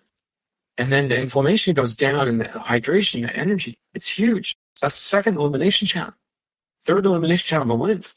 If you just sit on the couch, you sit on your computer, swiping 7 hours a day, digital dementia on your phone, you're not moving your body, you're not moving the lymph. The body decides to move. You get on a rebounder, you start to walk, you start to hike, you start to do yoga, you start to do qigong, get an inversion table, go up and down, start getting leg pumps. Anything you can do starts to circulate the lymph system, and the rebounding is one of the best. You get the toxins out. You feel the life force starting to move and circulate. You feel good. And then you go to the skin, fourth elimination channel, and you start to do hot therapies, saunas, induce an artificial fever, sweat out all these toxins, have a shower, and feel how good you feel the next day after a sauna. Because you got rid of tons of toxins out of your skin. It's a big elimination channel, some of the biggest organs in your body, your skin. And then you learn to breathe properly. So you can not lose so much CO2. That's the life force. The secret to oxygen is carbon dioxide. We do carbon dioxide therapy here in the G. We inhale CO2, 5% gas. We get into a bodysuit, a wetsuit, and we pump and fill it with pure CO2. And it goes transdermal through the body. You do it for an hour and a half. Wow. Amazing stuff. So, but the breathing exercises, yoga, learning to breathe, learning breathing diaphragm, learning qigong breathing, there's tons of stuff you can find on the internet, on YouTube, about breathing, how it can change your life. So, in today's climate, with today's standard processed food industry, with the medical industry, with the amount of drugs, the amount of toxins in our environment, it's pure ignorance and neglect that we're not taught detox. Detox should be taught in high school. I mean, like when I was in 10th grade in 1985, we took driver's ed, and we had to take a medical class. Like you had to learn CPR to get your driver's permit. I don't think they do that anymore, but We did in California at high school back then in the 80s. And that was a good thing that they're teaching young adults to get ready for going out in the world to do. Well, they should also teach nutrition classes based on truth. They should teach biophysics like what Jack Bruce is teaching. They should teach how to detox and how to do cleanses to prevent disease and to feel optimal health. Be your own doctor, your own medicine man, your own shaman, okay? And care for your body. This is just daily practice. It's just lack of ignorance and neglect. We build up with toxicity and we develop disease and we become sick and depressed and unhealthy. So detox is so important, and that word is overused and like a brand name thrown around in society. So people don't know what it means. To some people, they think a detox is to get a green drink. Once a month, I go to Jamba Juice and I buy a green drink, or I drink a shot of wheatgrass once a year. I did a detox. They don't know what a detox is. There's cellular detox. There's pathogen detox. There's biologic detox. There's heavy metal detox. There's nano detox. There's more down. There's cancer detox. There's fecal waste detox. I mean, that's why I'm writing my book and I'm putting everything organized, structured together. This is your body. It's the only home and physical, most important material possession you'll have this lifetime is your body. It's a beautiful, amazing thing. And it's adaptive. It can take a little neglect. It can take some harm, some toxins. But there's a point. It can only take so much. If you go too far, you're breaking the laws of nature to the point it does not evolve to learn how to adapt to. And we're living in that time today now. So you got to go back and learn ancient practices of detoxification that were used by masters from different cultures. And you got to learn that stuff quick and fast and good.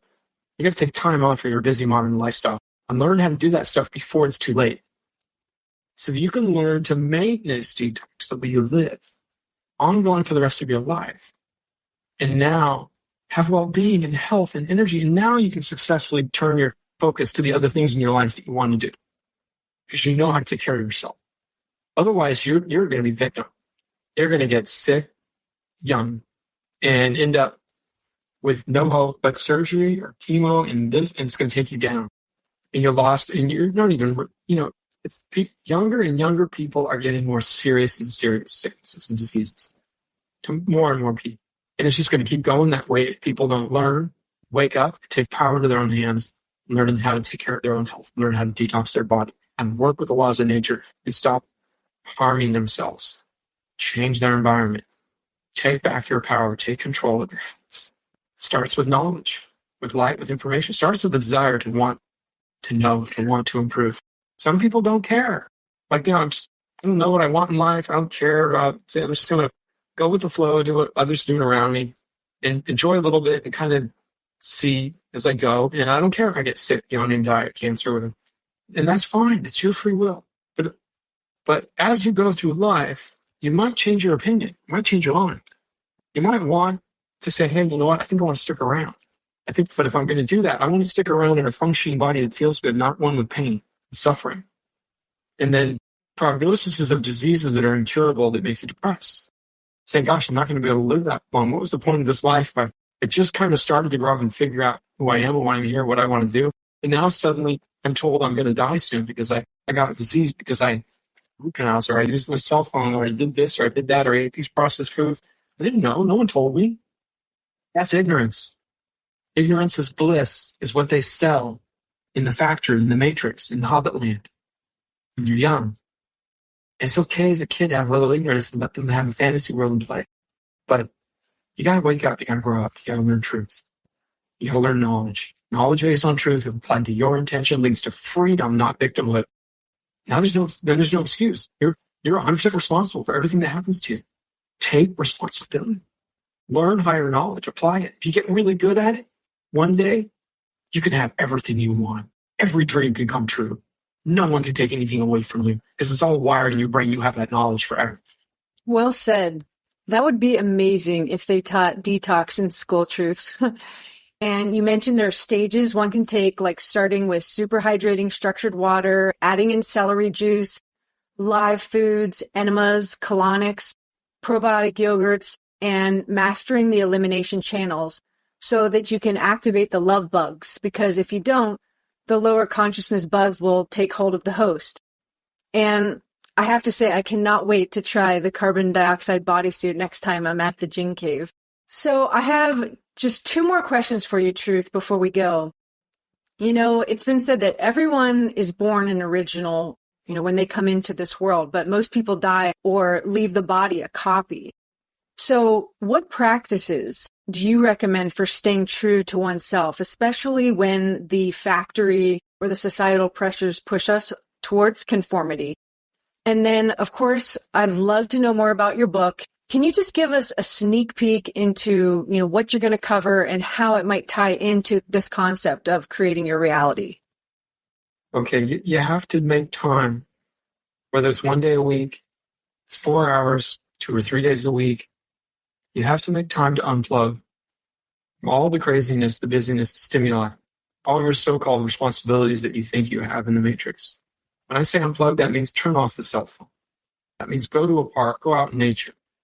Do it alone and sit and be with yourself. Slow down. Daydream. Think about life. Ask questions. Who am I? Why am I here?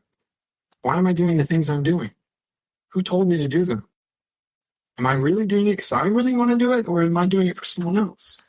I don't know. I've never stopped to think.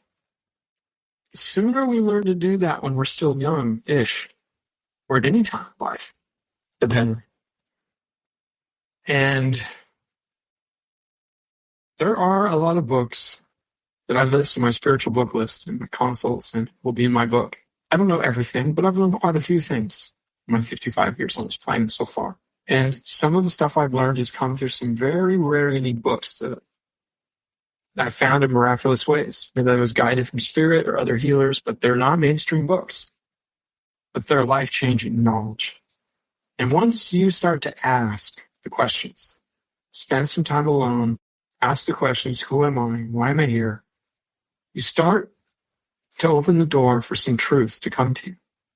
And your spirit guides will send you a runner. And someone will turn you on to a book that's unique. And when you read that book, it'll answer some deep questions. It'll open you up and you'll start to think different. Look at the world differently. Okay. There's no lack. There's only darkness, lack of information. There's no death even. When you die, you don't die. You just go, your spirit, you're still you. You just leave this body, this temporary meat sack. You're not your body. You're more than your body. You don't ever have to fear anything, ever, except the mundane monotony of lack of knowledge, limited information, being a peasant toiling for other people, for your boss or your partner or your family members or your friends or your society's status quo consciousness that you work so hard to keep up with. You have to do some of those things because I'm not telling you to quit your job right now. You need to pay your rent, have a roof over your head. You need to buy food to eat, to survive. You got to master basic lower chakra animal survival first. And you should get good enough at that to take care of yourself. But you got to move on. There's much more to life. You got to take time to meditate. You don't have to do a meditation. But when I say meditate, you mean make portions of your life a living meditation. Meaning 1 day a week, I drive to a park. It's within an hour driving distance, and I get into nature. I don't see any people. And I bring my food and a book and the clothing I need for that entire day. And I do a meditation, I do some yoga, I go for a walk, I look at beautiful nature, I take it in. Let nature cleanse my aura, clear the thoughts in my mind. Watch the moving water. Be in the moment. Look at the blue sky and listen to the wind blowing to the pine needles of the trees. Yeah, there's magic all around me. I was just so busy, so stressed. My mind's so filled with clutter that I could never see the trees before down in the city. I could never think about it. I could never see the true beauty of the blue sky. You need to do that, to unplug. Okay? And you'll be a different person at the beginning of the day as you drive to this place of nature that you choose with your backpack and your goods for the day. And you'll be more stressed and you'll be more scattered. But the process of change and healing and inner reflection and clarity has already started. Just from the 1 hour drive, getting out of the car, looking at nature, the intention to say, I'm taking a day for myself to feed my spirit. This is like a church. A lot of religions have a day off. God made the world in 7 days. On the seventh day, you're supposed to rest. You go to church. You don't toil. You don't try to make money. You don't stress. You don't have family squabbles. You focus on something higher than yourself. You focus on something divine. You focus on this nebulous concept called God, which is our spiritual truth, our source, real self. So I'm telling you, the first thing that I know that I did is made 1 day a week my church in nature. Spend the whole day, take my backpack, my food, my herbs, my thermos, a book, clothing I needed, get out of the parking lot and do the 5 rides in the parking lot to charge me up. I go for a hike. In the beginning of the hike, I'm all full of ego because all this stuff in my brain from the whole week of stress accumulates in your body. It bioaccumulates in your energy field, your aura, thought forms, other people, attachments, stress. And it all distracts from the truth of you and your well-being, your clarity to ask these questions and answers and know who you are. I started learning how to do this as a young man, luckily, because I was growing close to nature with a few parents. You do this, then you get to the top of the hill of the mountain, and you're tired after the vigorous exercise hiking with your ego. So go for an inversion.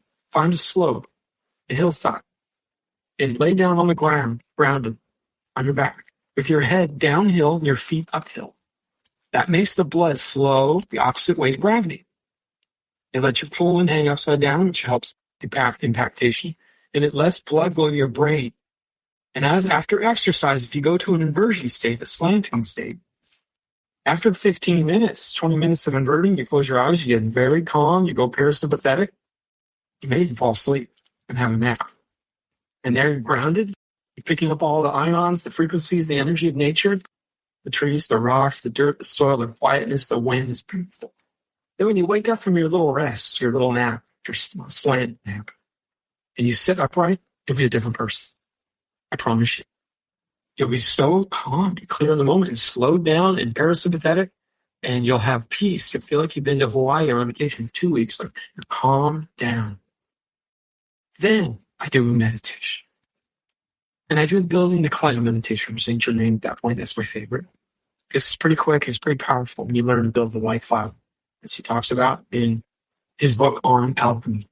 He gives instructions, Saint Germain, how to do building the clouds of meditation. A light meditation is very powerful. Then I have some raw food and then Tupperware container in my backpack.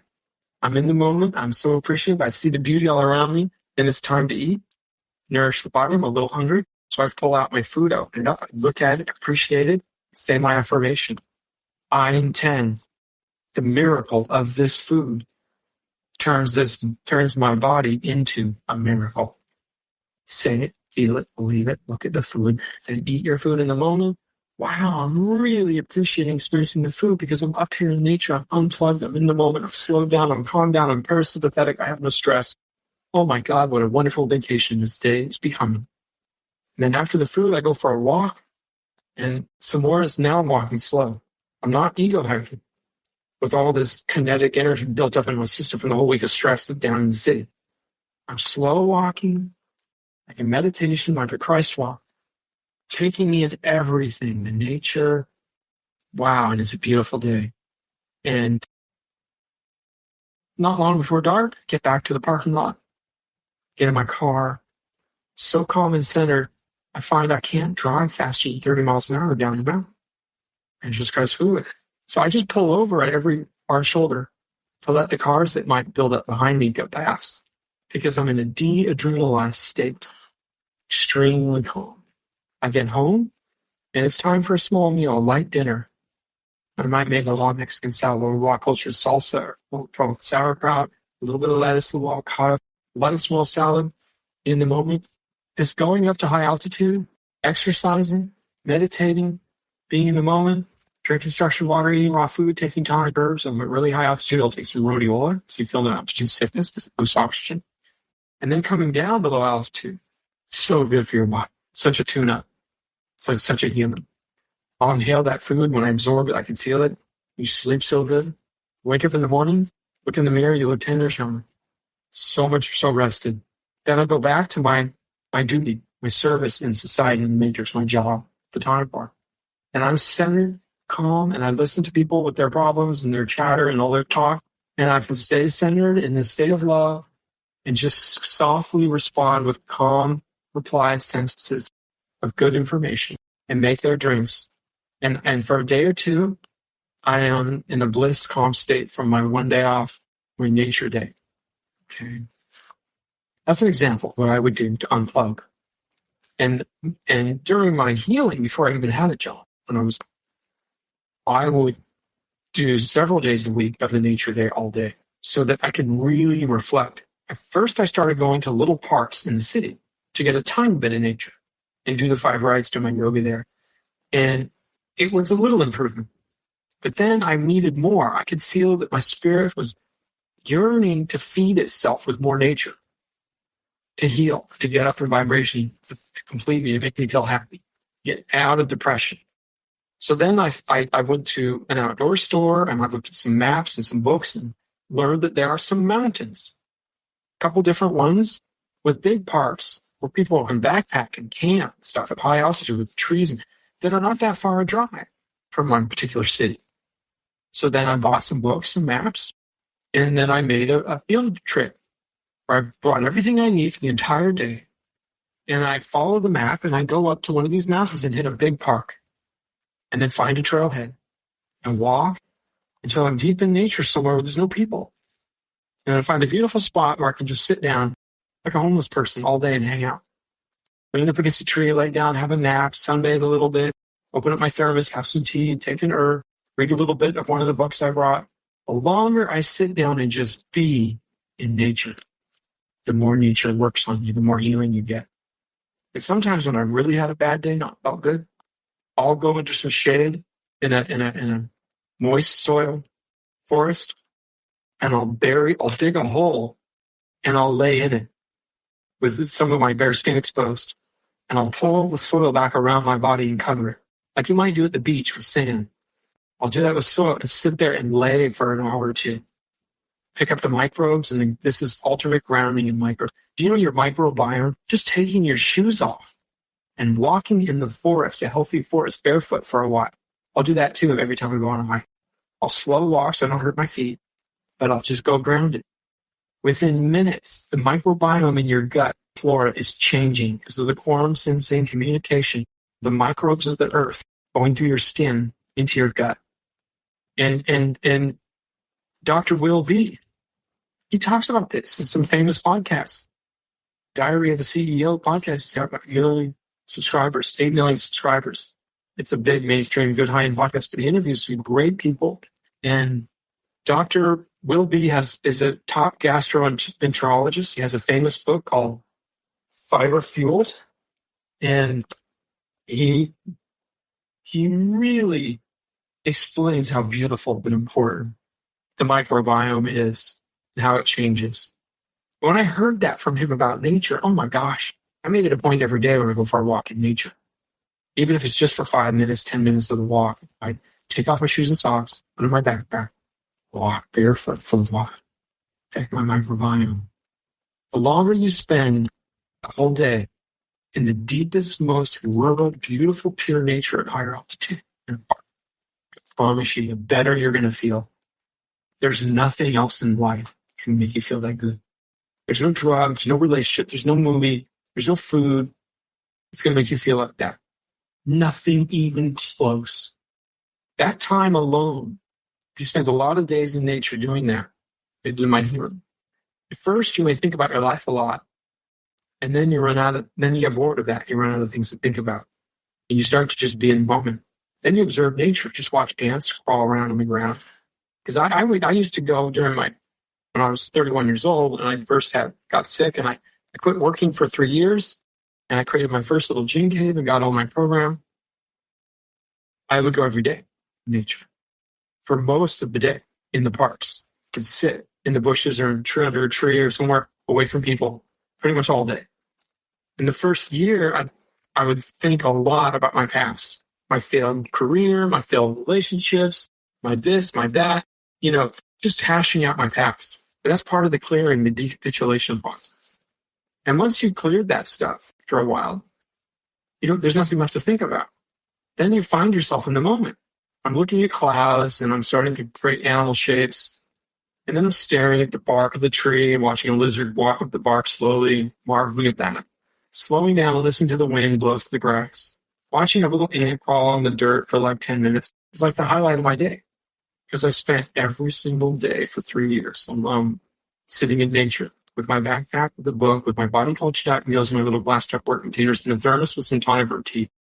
And I followed a little schedule, like my 15-minute standing qigong in the morning, in the middle of the day, and the evening. I go to bed with the sun early, wake up early, do qigong, start the whole routine again. And yeah, the first year I went through some stages of withdrawal, some loneliness, so I cut myself off from society at a pretty young age, pretty quick. No family, no cell phone, no friends, no dating, no shopping, no movies, no TV. I got rid of all of it all and moved and created a natural and living lifestyle. But then when I broke through the loneliness, I became full, complete. And my relationship to the great mystery, the great spirit, to Mother Earth, to nature. Nature became my lover, my relationship. And then I got fulfilled, and I got calm and peace and happy, and I could spend all day in nature alone, and it was just like a perfect day every day. And then someone eventually sucked me into the health industry, and I felt the healer's heart of channeling and giving and healing other people was such a powerful, important thing that I agreed when I was offered a job from driving nurse to become someone who works in the public, in the health industry, helping others. I never planned to heal or help or give any health advice to any person except myself in the early years. So I will say, time in nature, reading the right books, unplugging, is what you got to do. As far as my book, it's going to have all my programs, my master's program. It's going to be kind of an encyclopedia, a manual. It's called the Longevity Arts and the J Master's Handbook by Truth Calkins. I've got my ISB number. I've got a lot written, but I got a lot more work to do production-wise to finish it.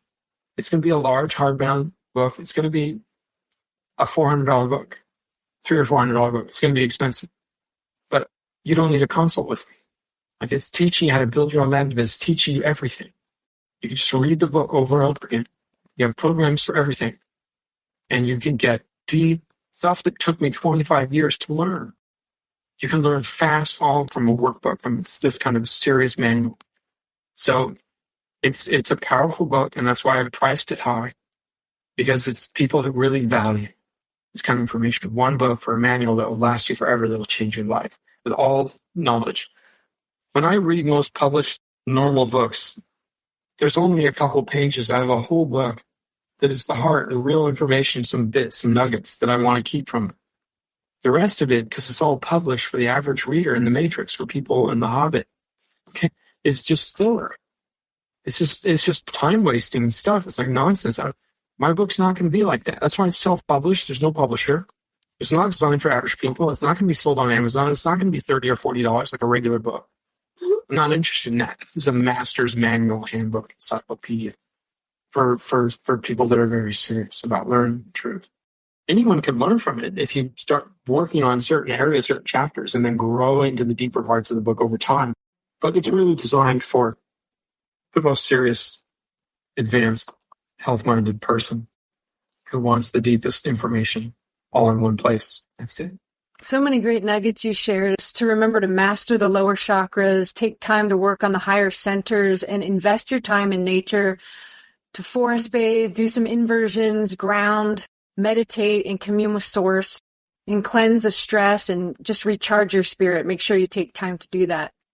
And hearing about your book, it's just so exciting. Your new book it's going to be incredible and a wonderful manual for those that are more on an advanced path, and especially for the ages that we're in. And for those listening, if you're interested in working with Truth through his virtual coaching or applying for his healing retreat, you can find all the details. I'll link it in the description box below. And to all of our listeners, until next time, may the Source be with you. Thanks, Truth. You're welcome. Thank you.